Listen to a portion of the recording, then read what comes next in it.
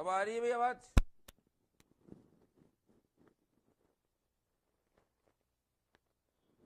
अब आ गई होगी। ओके, तो ध्यान देना, ये 12 शहर से 40 किलोमीटर दूर स्थित है। ये भगवान विष्णु को समर्पित है। इसे राजस्थान का लघु खजुराहो भी कहा जाता है। ये परवन नदी के किनारे स्थित है। नीचे दिए गए विकल्पों में से सबसे उपयुक्त उत्तर को चुनना है कि यहाँ पर राइट आंसर क्या होगा। देखिए, अब आपसे बंड देवरा का पहले प्रश्न क्या पूछा था कि राजस्थान का मिनी खजुराहो किसे कहते हैं, और आप आंसर दे देते। अब प्रश्न पूछा है तो आपको पूर्णतः जानकारी होनी चाहिए बंडदेवरा मंदिर के बारे में, तभी आप कर पाएंगे। और ये जानकारी हमें तब प्राप्त होगी जब हम एक गहनता के साथ में गहराई से इस टॉपिक को पढ़ेंगे। तो इस बात का विशेषकर ध्यान रखें प्यारे साथियों, घबराना नहीं, आंसर दीजिए। बंडदेवरा मंदिर का आंसर दीजिए फटाफट से।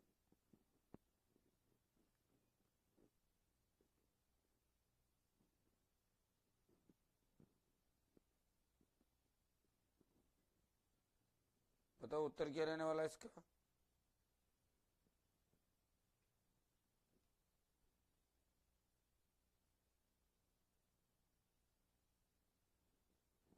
किशन क्यों नहीं दिखाई दे रहा भाई? निर्मा मीना जी, किशन आराम से दिख रहा है बिल्कुल। एक बार देखिए आपसे आराम से।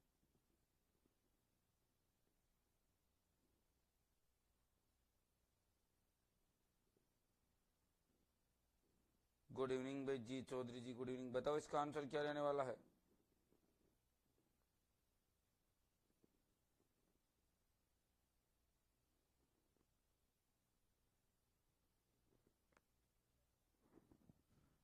हाँ जी, तो ध्यान रखना बिल्कुल। देखिए, ये आपकी 12 से 40 किलोमीटर दूर, ये सही है। विष्णु वाली बात गलत है। इसे राजस्थान का लघु खजुराहो भी कहा जाता है।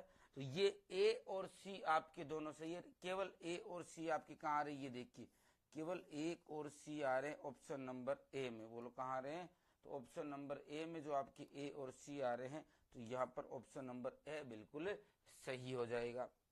नेक्स्ट बात करें, नीचे दिए गए राजस्थान के संतों लोक देवताओं को उनके जन्म वर्ष के आधार पर काल क्रम अनुसार व्यवस्थित करें। पाबूजी, पीपा, दादू दयाल और देव नारायण जी, बताइए इनके जन्म के अनुसार। फिर मैं आपको बताता हूँ इनकी महत्वपूर्ण और बातें। फटाफट से बताइए। जितने भी साथी जुड़े हैं सभी का स्वागत है, अभिनंदन है। सेशन को शेयर करते रहें भी जल्दी से।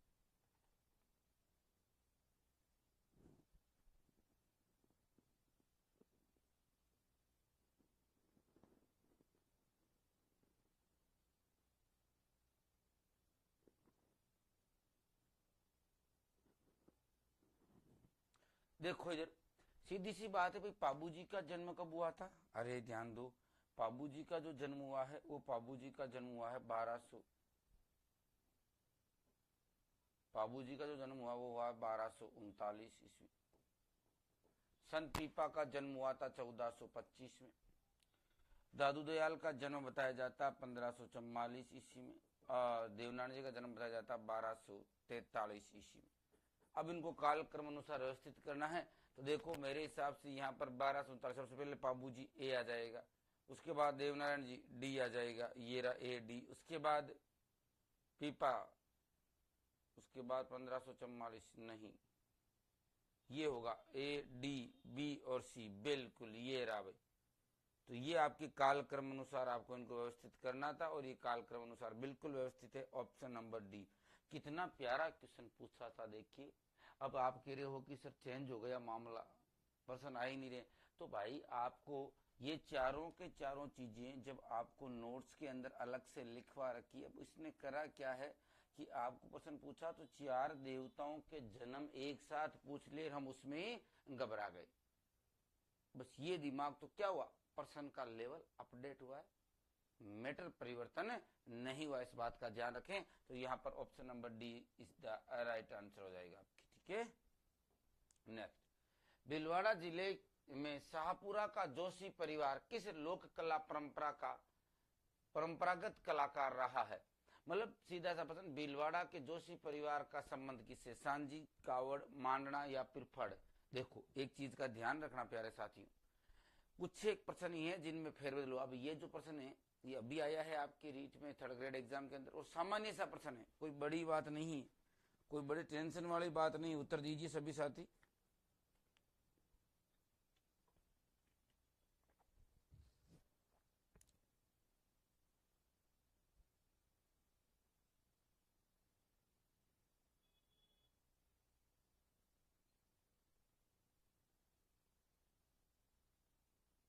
तो कौन सा हो जाएगा यहाँ पर? तो ध्यान रखना, भीलवाड़ा के जोशी परिवार का जो शाहपुरा का संबंध है वो फड़ चित्रांकन से है। बोलो किससे है? तो ये फड़ चित्रांकन के लिए प्रसिद्ध, ध्यान रख लेना। अब फड़ होती क्या है? तो कपड़े के पर्दे पर लोक देवता या लोक जीवन का सचित्र वर्णन करना।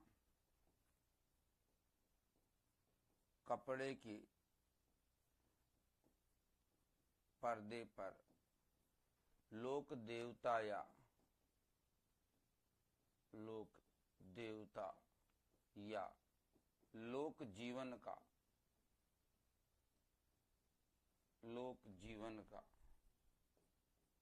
सचित्र वर्णन करना।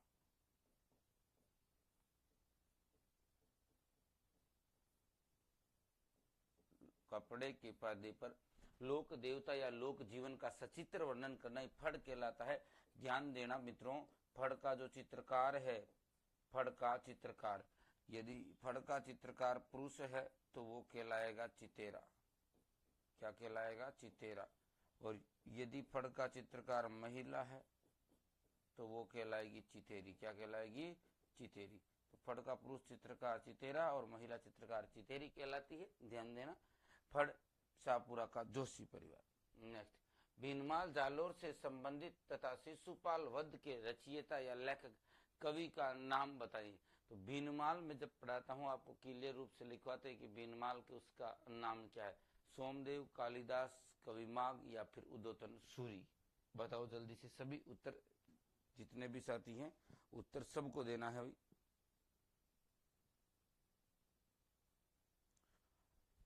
हाँ जी, तो भीनमाल के जो संबंध है वो किससे हो जाएगा? कवि माग से। बोलो किससे होगा? तो कवि जो माग है आपकी, ये कवि माग की रचना है शिशुपाल वध। किसकी रचना है? कवि माग की रचना शिशुपाल वध है। तो इस भीनमाल से संबंध किसका है? कवि माग का हो जाएगा। ध्यान देना। अगला प्रश्न आता है, संगीत उपकरण पुंगी किस जनजाति द्वारा मुख्यतः प्रयुक्त की जाती? मीणा, सहरिया, बील या फिर कालबेलिया।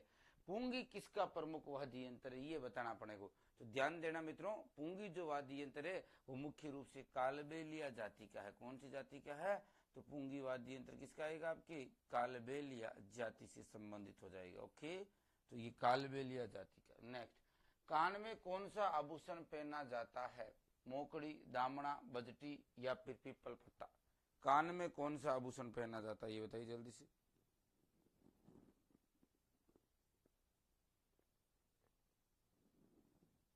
कौन सा आभूषण कान का है?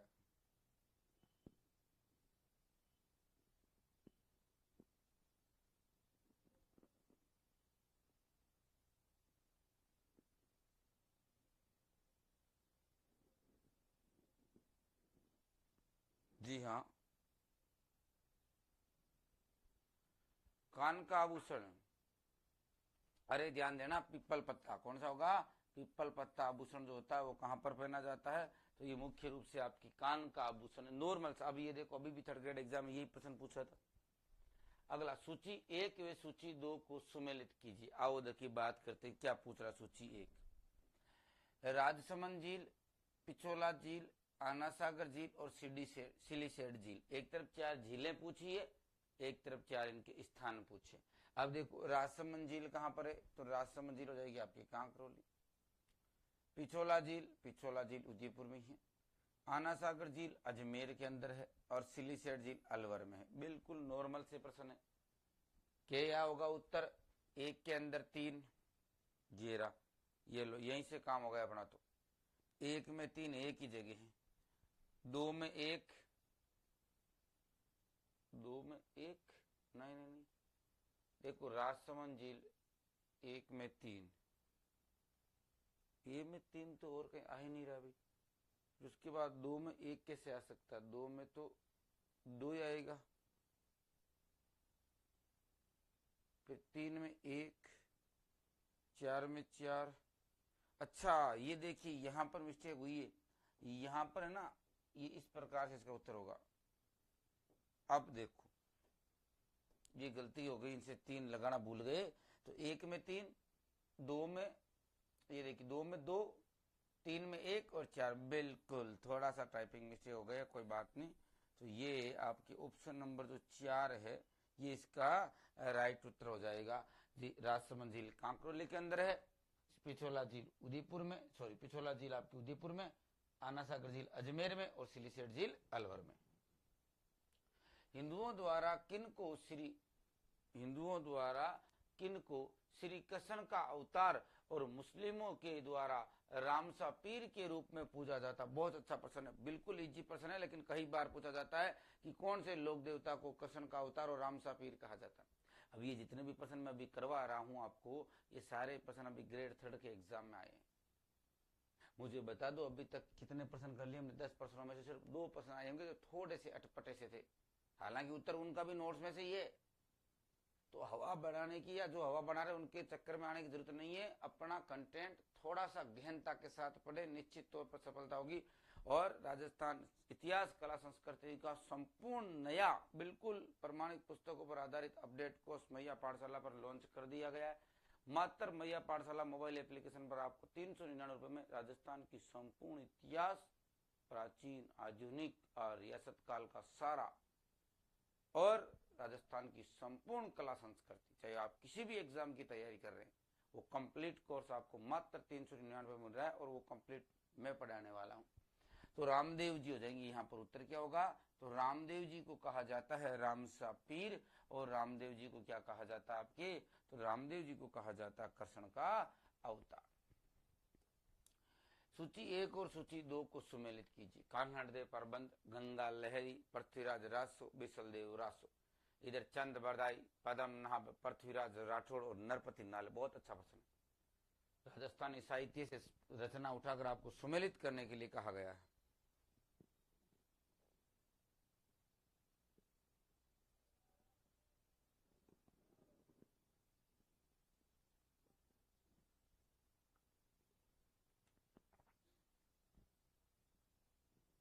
जी जी जी, खिलाएंगे भाई खिलाएंगे। एक बार तुम सेशन को लाइक और शेयर करते रहो।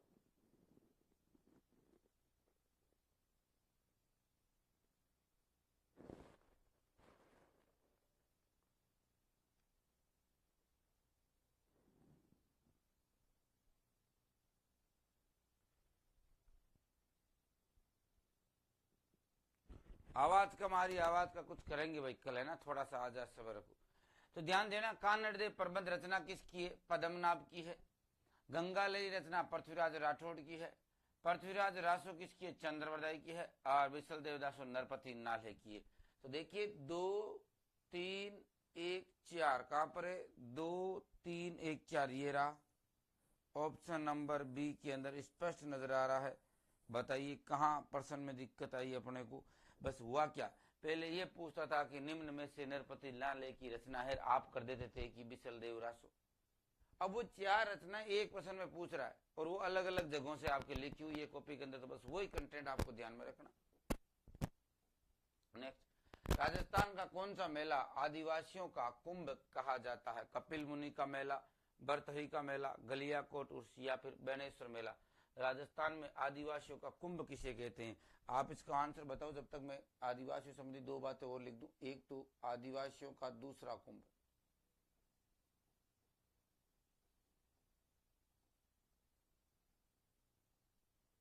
आदिवासियों का दूसरा कुंभ किसे कहा जाता है? एक आदिवासियों का अर्धकुंभ किसे कहते हैं?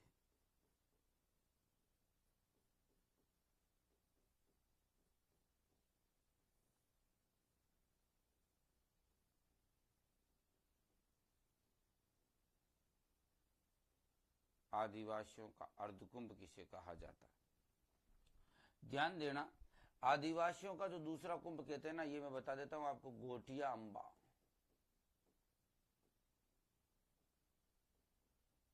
गोटिया अंबा मेला। बांसवाड़ा। कहां पर बढ़ता है ये? बांसवाड़ा। कब बढ़ता है? चैत्र की अमावस्या को। आदिवासियों का अर्धकुंभ आपसे पूछे तो ये हो जाएगा आपकी कौन सा? सीताबाड़ी मेला। सीताबाड़ी मेला कहाँ बढ़ता है ये? तो सीताबाड़ी मेला बढ़ता है आपकी 12 में। और ये कब बढ़ता है? तो ये बढ़ता है ज्येष्ठ की अमावस्या को।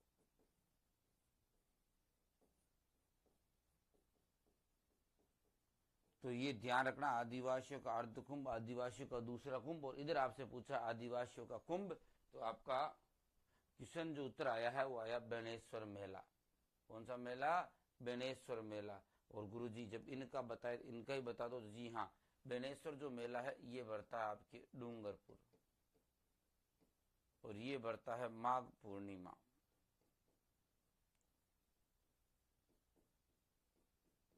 कब बढ़ता है आपके? तो माघ पूर्णिमा को बेणेश्वर मेला बढ़ता है। तो ये आदिवासियों से संबंधित 3 क्वेश्चन आपके इस प्रश्न के साथ बिल्कुल क्लियर हो जाते हैं, तीनों के तीनों प्रश्न। चलिए नेक्स्ट, नीचे 2 कथन दिए गए हैं। एक अभिकथन ए के रूप में लिखित तो दर कारण आर के रूप में लिखित है। ए, गुजरी से राजस्थान और गुजरात की सर्वमान्य भाषा मारू गुजरी विकसित हुई थी। ओके। बाद में राजस्थानी और गुजराती विभेदित होना शुरू हो गई तथा पश्चिमावर्ती शताब्दियों में विशिष्ट राजस्थानी भाषा विकसित हुई। अच्छा, इसके जो ऑप्शन है वो आपको आगे दिए गए हैं। आपको पहले तो प्रश्न को आराम से पढ़ना है, उसके बाद बताना कथन कारण आरण एक ही मात्रा करता है या नहीं करता।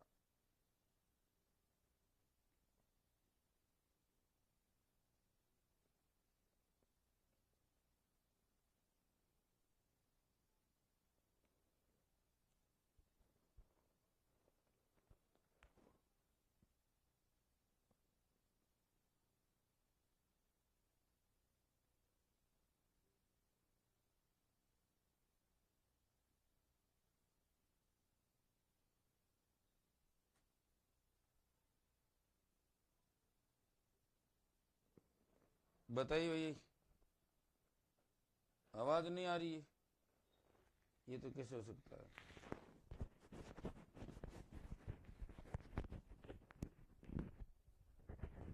अब देखो देखिए,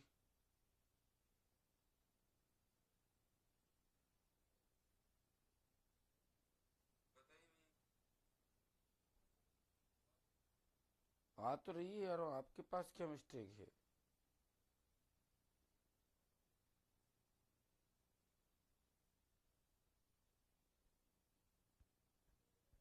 तो उत्तर क्या होगा इसका?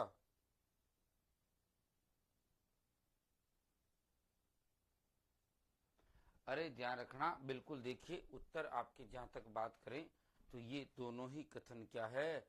सही है। ठीक है ना, दोनों ही कथन क्या है आपके? सही है, लेकिन व्याख्या का कोई लेना देना नहीं है। नेक्स्ट बात करें, नीचे दिए गए कथन एक अभिकथन एक के रूप में तथा दूसरा आर के रूप में है। कजली तीज भाद्रपद कृष्ण तृतीया को बूंदी मनाई जाती है, बिल्कुल सही है। अलंकृत पालकियों में तीज की मनोहारी जुलूस पिछोला झील से मनोहारी गणगौर घाट से शुरू होता है और नौकायान एवं आतिशबाजी के साथ समाप्त होता है। तो बात तो सही है, तीज के बारे में कथन दोनों ही सही है, लेकिन ये बात कर रहा है उदयपुर के तीज की, ये बात कर रहा है बूंदी के तीज की। तो कथन तो तीज के बारे में दोनों सही है, लेकिन एक आर की व्याख्या, आर ए की व्याख्या नहीं कर रहा है। तो हम कह सकते हैं ए आर दोनों सही है, लेकिन आर ए की सही व्याख्या नहीं है। ऑप्शन नंबर या डी सही होगा, ध्यान रखना। क्यों? क्योंकि देखो, कजली तीज भाद्रपद कृष्ण तृतीया बूंदी मनाई जाती है, सही है, तो ये कथन ऐसा ही है। दूसरा कथन आर क्या है? कारण कि पालकियों में पिछोला झील में सवारी निकलती तो निकलती, लेकिन वो छोटी तीज से संबंधित हो जाएगी।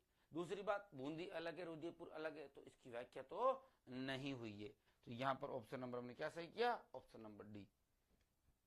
नीचे 2 कथन दिए गए, एक अभिकथन ए तथा आर के रूप में लिखित है। राजा उमेद सिंह ने रंगमहल बनवाया जो अपने भित्ति चित्रों के लिए विश्व विख्यात है।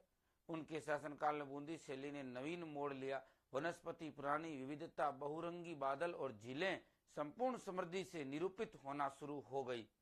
अच्छा, यहाँ पर आपको जो कथन और कारण दिया गया है ना, इसका एक चीज का ध्यान रखना, यहाँ पर कथन ही गलत हो गया, क्योंकि रंग महल का निर्माण उमेद सिंह ने नहीं करवाया था, शत्रुसाल ने करवाया था। उमेद सिंह ने तो बनाया था चित्रशाला। उमेद सिंह ने क्या बनाई थी? चित्रशाला।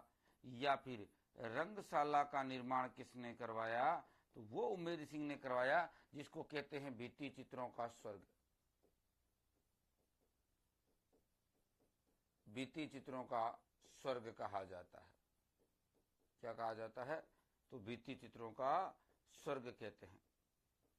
तो यहां पर ये एक गलत है, लेकिन आर तो बिल्कुल सही। इनके काल में उमेश सिंह काल बूंदी से नवीन मोड़ लिया, सर्वाधिक विकास एवं स्वतंत्र का श्रवण काल कहा जाता है। तो आप कह सकते हो ए सही नहीं है, लेकिन आर सही है। ऑप्शन नंबर बी यहां पर राइट उत्तर होगा आपकी।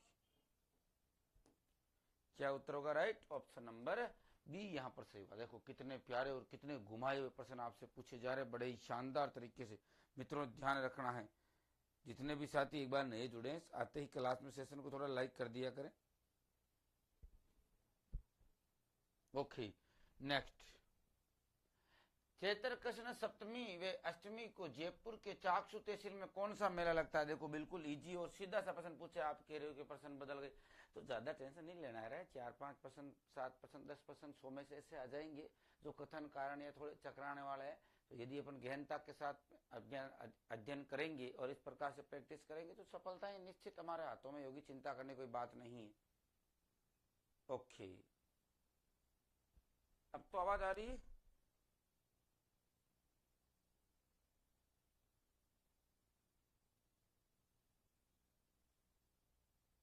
बताओ जल्दी से।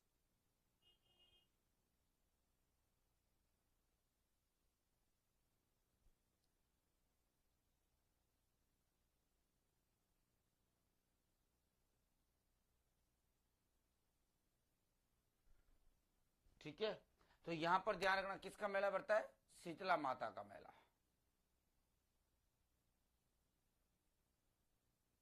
कौन सा मेला भरेगा आपके? तो ये शीतला माता का मेला भरता है यहाँ पर। नीचे दो कथन दिए गए, एक अभिकथन ए के रूप में लिखे थे, तो दूसरा उसके कारण आर के रूप में है। 2.5 दिन का झोंपड़ा नामक भवन मूलतः विग्रहराज चतुर्थ द्वारा निर्मित संस्कृत पाठशाला थी। दूर से ये भवन हिंदू इस्लामिक वास्तुकला का नमूना है। मतलब दोनों कथन और कारण दिए गए। ये कह रहा है नीचे उपरोक्त कथन में कौन सा विकल्प सही है, यहाँ पर भी आपको नीचे उत्तर दिए गए। तो देखो, 2.5 दिन का झोंपड़ा मूलतः संस्कृत पाठशाला थी जिसका निर्माण करवाया था विग्रहराज चतुर्थ ने, सही बात है। ये कह रहा है ये हिंदू इस्लामिक वास्तुकला का नमूना, तो बिल्कुल ये भी बात सही है। और किसकी बात कर रहा है? ये नमूना किसका बात कर रहा है? ये कर रहा है 2.5 दिन के झोंपड़े की। इसका मतलब ए और आर दोनों सही है, और आर ए की व्याख्या भी सही कर रहा है। तो यहाँ पर उत्तर क्या होगा? ए आर दोनों सही है, आर ए की सही व्याख्या है। तो ये रहा ऑप्शन नंबर सी आपका राइट आंसर।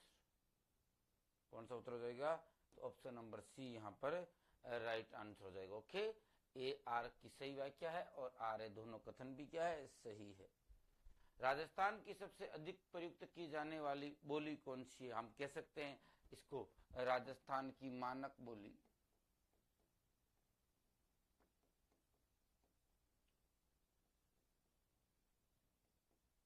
प्रधान बोली, महत्वपूर्ण बोली, महत्वपूर्ण बोली, सारे इसी के नाम आते हैं। बड़ी बोली, बड़ी बोली, साहित्य की भाषा, अधिकांश साहित्य इसी में है। साहित्य की भाषा, ये सारे ही नाम आप लिख सकते हो इसकी। तो ध्यान रखना, वागड़ी, मारवाड़ी, ढूंढाड़ी या फिर मेवाती कौन सी हो जाएगी? तो यहाँ पर जो उत्तर होगा वो होगा आपके मारवाड़ी। कौन सा उत्तर होगा? तो यहाँ पर उत्तर मारवाड़ी होगा। ऑप्शन नंबर बी बिल्कुल सही है आपके यहाँ पर।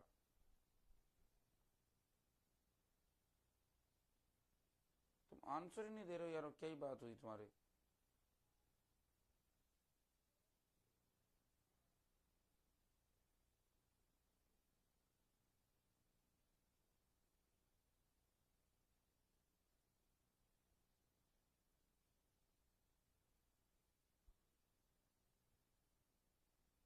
ओके ओके, आंसर तो बताओ भाई। आवाज, हाँ आवाज का मैं आज कर लिया, अभी मैं क्लास खत्म होते ही ठीक करता हूँ मैं इसको ना, अभी बुलाता हूँ आदमी को, ठीक करते हैं आवाज का करते हैं। चलिए तो फिर इसको सूची एक व सूची दो के सुमेलित कीजिए। आचार्य नानेश मुनि, आचार्य तुलसी, आचार्य कोमल कोठारी, पी विशेटी, इनकी रचना लिखी देखिए। जो ये आपके आचार्य मुनि जी की वो तो समता दर्शन हो जाएगी। आचार्य तुलसी ने अणुव्रत आंदोलन चलाया था 1949 में। कोमल कोठारी रूपायन संस्थान की स्थापना की थी विजयदान देता के साथ मिलकर, और पी के सेठी ने जयपुर फुट नाम से। तो आपकी यहाँ पर हो जाएगा 4-1-2-3, 4-1-2-3, option number A, option number A यहाँ पर सही उत्तर है। अगला पूछा सूची एक को सूची दो से सुमेलित कीजिए। देखिए वेशभूषा का अच्छा प्रश्न है, ध्यान देना। लेहरिए की पगड़ी कब पहनी जाती है? सावन माह में। मोठड़े की पगड़ी विवाह के अवसर पर, मंदिल पगड़ी दशहरे पर, और अलंकृत पगड़ी आपकी होली के अवसर पर पहनी जाती, फूल पत्तियों वाली छपाई जो की गई हो। तो क्या उत्तर होगा? 3-3-1-4-2, 3-1-4-2, ये यहीं आ गया आपका उत्तर। अगले आपको स्थान पर जाने नहीं पड़ेगा। 3-1-4-2, ऑप्शन नंबर ए आपके यहाँ पर बिल्कुल सही उत्तर हो जाएगा, ध्यान देना। नेक्स्ट, कौन से कथन फड़ साहित्य से संबंधित है? टोंक और जयपुर में इसके लिए प्रसिद्ध है ना। बाबूजी देवनानी आदि लोक देवताओं के जीवन से कहानियों का निरूपण किया गया, बिल्कुल सही है। पद्म श्री श्रीलाल जोशी ने इसे अंतर्राष्ट्रीय पहचान दी, जी हाँ। नरुद्दीन द्वारा चित्रित कलीला दमना जो फट चित्रांगन का प्रसिद्ध, और नहीं, तो यहाँ तो भाई बी और सी सही है आपके। देखो ऑप्शन में बी और सी कहां पर है, ये रहा, केवल बी और सी यहां पर सही है।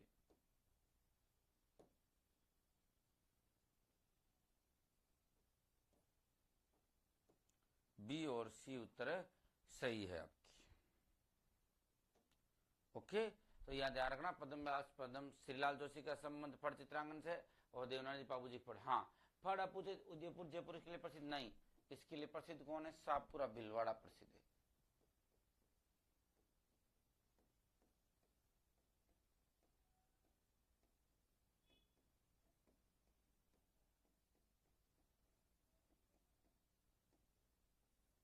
शाहपुरा भीलवाड़ा इसके लिए क्या हो जाएगा आपके?